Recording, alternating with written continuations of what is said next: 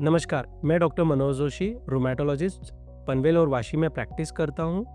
Please मेरे channel को आप सब्सक्राइब कीजिए और बेल आइकन को हिट कीजिए ताकि आपको रेगुलर अपडेट्स मिलते रहे।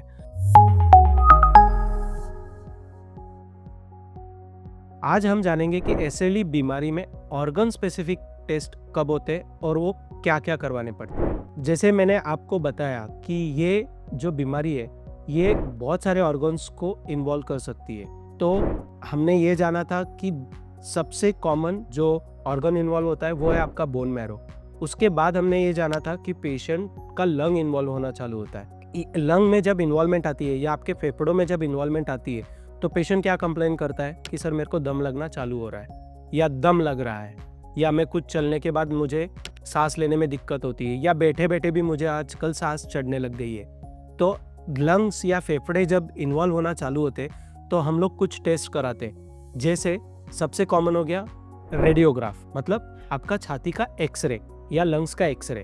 तो चेस्ट एक्सरे सबसे पहली चीज़ जो हम लोग करवाते, उसके बाद जो हम लोग करवाते वो आपका सीटी स्कैन, हाई रेजोल्यूशन सीटी, तो उसको HRCT बोलते हैं। थोरैक्स की जो प्लेन होती है, प्लेन हमको कॉन्ट्रास्ट देने की ज़रूरत नहीं है, plain HRCT of the thorax ही इंपॉर्टेंट हो जाती है ये देखने के लिए कि आपके लंग्स में कितना प्रॉब्लम आ रहा है, क्या हनीकूम्बिंग है या ग्राउंड ग्लास ओपेसिटीज आना चालू हो गए या वो बता रहा है कि NICIP पैटर्न है या आपका UIP पैटर्न है। तो ये सब पैटर्न्स जो हैं ये इंटरस्टिशियल लंग डिसीज में दिखना चालू हो जाते हैं जो हम लोग सिटी स्कैन पर डायग्नोस कर सकते हैं। तीसरी जो टेस्ट है लंग से रिलेटेड वो होती है आपका पल्मोनरी फंक्शन टेस्ट।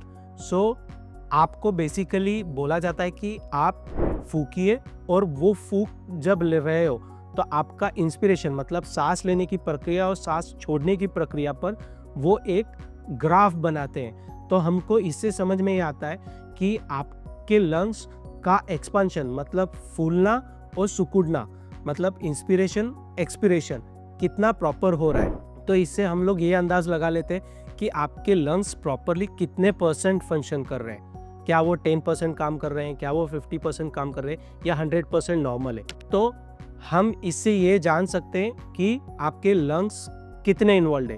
तो लंग्स के लिए सीटी स्कैन, चेस्ट एक्सरे और pulmonary function test with diffusion lung capacity, तो इससे हमको अंदाज़ा आ जाता है कि आपके लंग्स की इन्वॉल्वमेंट कितनी है। दूसरा जो ऑर्गन है वो है आपकी किडनी। अब किडनी से जैसे मैंने कॉमन ब्लड टेस्ट के वीडियो में बताया कि हम लोग यूरिन रूटीन माइक्रोस्कोपी या फिर सीरम क्रिएटिनिन से जान सकते हैं कि किडनी में प्रॉब्लम आ रहा है। लेकिन जैसे मैंने बताया कि यूरिन रूटीन माइक्रोस्कोपी में हम लोग प्रोटीन देखना चालू करते हैं। अगर आपका प्रोटीन 1+, 2+, 3+ या 4+ ऐसे नॉर्मल यूरिन रूटीन माइक्रोस्कोपी में या आपके पेशाब के जांच में वो बताएगा रिपोर्ट। लेकिन अगर 1+ है और 2+ है तो हम लोग फिर अगली यूरिन टेस्ट लिख के देते जिसको हम लोग बोलते हैं 24 आवर्स यूरिनरी प्रोटीन। मतलब क्या, आपको पैथोलॉजिस्ट के पास से एक कंटेनर मिलेगा जिसमें 24 घंटे की यूरिन या पेशाब जमा करके देनी है और उसका हम लोग टेस्ट करेंगे कि प्रोटीन कितना जा रहा है 24 घंटे के अंदर। तो ये हमको और बताएगा डिटेल में कि किडनी कितनी इन्वॉल्व होना चालू हो रही है। इसके साथ में कुछ rheumatologist spot urine protein create ratio भी करवा लेते हैं जिससे हम लोगों को पता पड़ जाता है रफली कि 24 घंटे में प्रोटीन जा रहा है यूरिन में। अब जब हम लोग ये टेस्ट करते हैं और हमको लगता है कि नहीं किडनी डैमेज हो रही है और ज़्यादा डैमेज हो सकती है, अगर आज हमने इसकी आगे की जांच नहीं कराई तो हम लोगों को ट्रीटमेंट लाइनअप करने में डिफ़िकल्टी जाएगी। तो इन पेशेंट्स को हम लोग किडनी के स्पेशलिस्ट डॉक्टर के पास भेजते और किडनी बायोप्सी करवाते। मतलब क्या कि किडनी का छोटा सा टुकड़ा निकाल कर जांच कराने के लिए भेजते हैं कि आपके किडनी में जो बीमारी है वो किस हद तक फैल गई है। तो किडनी बायोप्सी बहुत इंपॉर्टेंट पार्ट हो जाता है कि हम लोग उसको मैनेजमेंट कैसे करें, मतलब दवाइयाँ कौन सी दें, क्योंकि किडनी की जब बायोप्सी होती है तो हमको ये पता पड़ता है कि वो स्टेज 1 है, स्टेज 2 है, स्टेज 3 है, स्टेज 4 है, स्टेज 5, स्टेज 6 है। स्टेज 6 मतलब एंड स्टेज रीनल डिसीज। लेकिन पहले 5 स्टेजेस में हमको ये डिसाइड करना पड़ता है कि स्टेज 1 और स्टेज 2 पर कुछ अलग दवाइयाँ काम करेंगी, स्टेज 3 स्टेज 4 पर अलग कुछ दवाइयाँ काम करेगी, अगर स्टेज 5 तो उस पर अलग दवाइयाँ काम करेगी। तो किडनी बायोप्सी एक बहुत इंपॉर्टेंट पॉइंट हो जाता है जब हम लोग डिसाइड कर रहे हैं कि पेशेंट की किडनी इन्वॉल्व कितनी हुई है और उस हिसाब से कैसे ट्रीटमेंट देनी है। तो अभी हमने दूसरा ये जाना कि किडनी इस बीमारी में क्या क्या टेस्ट करते हैं। तीसरी जो बीमारी होती है उसमें कई बार हमको ये देखना पड़ता है कि हम लोग पेशेंट की बायोप्सी करवाए या नहीं करवाए। सर अभी तो किडनी बायोप्सी की बात हो गई, लेकिन अभी ये कौन से बायोप्सी की बात कर रहे हो? मैंने बताया आपको कि ये आपके ब्लड वेसल्स को इन्फ्लेमेशन हो जाती है, मतलब ब्लड वेसल्स में सूजन आना चालू हो जाती है। तो कई बार एसएलई के पेशेंट्स ये लेके आते हैं कि सर हमारी एक उंगली या 2 उंगलियां या पूरा एक साइड का हाथ नीला पड़ना चालू हो रहा है। इस कंडीशन में हम लोग ब्लड टेस्ट प्लस अगर जरूरत लगी तो बायोप्सी भी करवाते हैं। तो बायोप्सी उस एरिया से होगी जहाँ पे एरिया ऑफ डिमार्केशन है। एरिया ऑफ डिमार्केशन मतलब जहाँ से वो काला हो चुका है या नीला पड़ चुका है और उसके नीचे की नॉर्मल स्किन, यहाँ से बायोप्सी लेंगे और हम लोग देखते हैं कि क्या ये वैस्कुलाइटिस की वजह से या फिर इसमें एप्ला सिंड्रोम है। एप्ला सिंड्रोम मतलब एंटी फॉस्फोलिपिड एंटीबॉडी सिंड्रोम, ये एसएलई पेशेंट्स में कॉमनली देखा गया है। अब ये अगर स्किन बायोप्सी हमको बता रही है कि इसके वजह से हो रहा है तो हम लोग एप्ला प्रोफाइल भी करवाते हैं पेशेंट्स का। तो एप्ला प्रोफाइल में लूपस एंटीकोगुलेंट, बीटा 2 ग्लाइकोप्रोटीन और एंटी कार्डियोलिपिन एंटीबॉडी, ये 3 एप्ला प्रोफाइल में ब्लड टेस्ट होते हैं जो हम लोग करवाते हैं अगर पेशेंट्स की उंगलियां नीली होने लग गई। अब इसी से रिलेटेड ब्लड वेसल से रिलेटेड हो जाती है प्रेगनेंसी। एसएलई के पेशेंट्स में या पेशेंट आ रहा है, कई बार हमारे पास ये रेफरेंसेस आए कि उनको ना बुखार है ना कोई सिम्टम है, कोई भी सिम्टम्स नहीं है एसएलई से रिलेटेड, लेकिन उनका बैड ऑब्स्टेटिक हिस्ट्री हो गई है, मतलब कि पेशेंट्स के रिपीटेड एबॉर्शन हो गए या बच्चा गिर गया और जिसका कारण गायनेकोलॉजिस्ट नहीं ढूंढ पा रहे।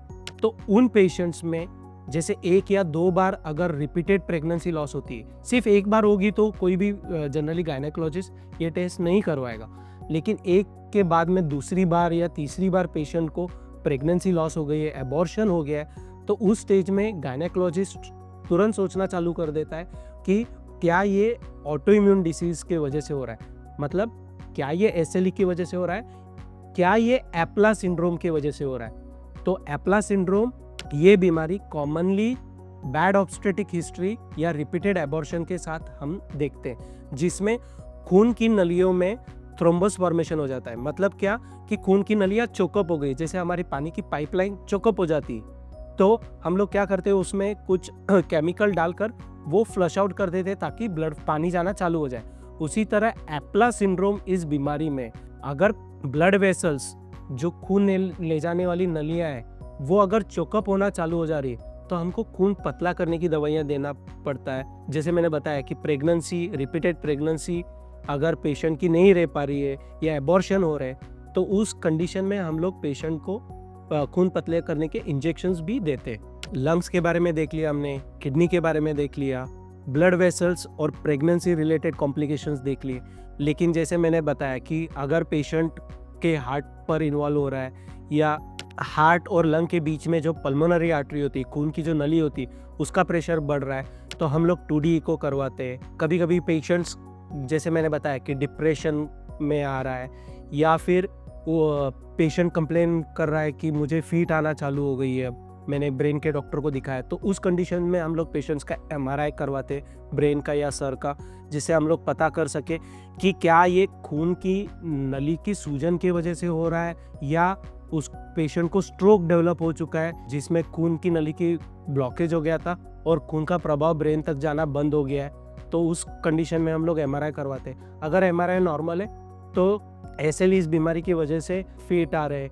अगर स्ट्रोक डेवलप हुआ है या पैरालिसिस डेवलप हो रहा है पेशेंट को तो क्या वो एप्ला सिंड्रोम से रिलेटेड है या ये तीसरा ही और कोई कारण है, तो वो MRI हमको जनरली एक रफ आइडिया दे देता है कि हम लोग बीमारी को किस दिशा में देखें। तो MRI करना ब्रेन का ज़्यादा ज़रूरी हो जाता है। फिर हम लोग ज़रूरत लगी तो CT एंजियो भी करवाते हैं पेशेंट्स का, या फिर ब्रेन का एंजियोग्राफी होती है ये देखने के लिए कि खून की नलियों में कहाँ सूजन है और क्या ब्लॉकेजेस की वजह से हो रहा है या सिर्फ सूजन की वजह से हो रहा है। सो ये ऑर्गन स्पेसिफिक मतलब अवयवों से रिलेटेड कौन से टेस्ट किए जाते हैं एसएलई में, आज हमने इस वीडियो में जाना है। अगर फिर भी आपके कुछ प्रश्न होंगे इस टॉपिक से रिलेटेड तो आप हमको कमेंट बॉक्स में पूछ सकते हैं, जिनका जवाब हम देने की कोशिश करेंगे।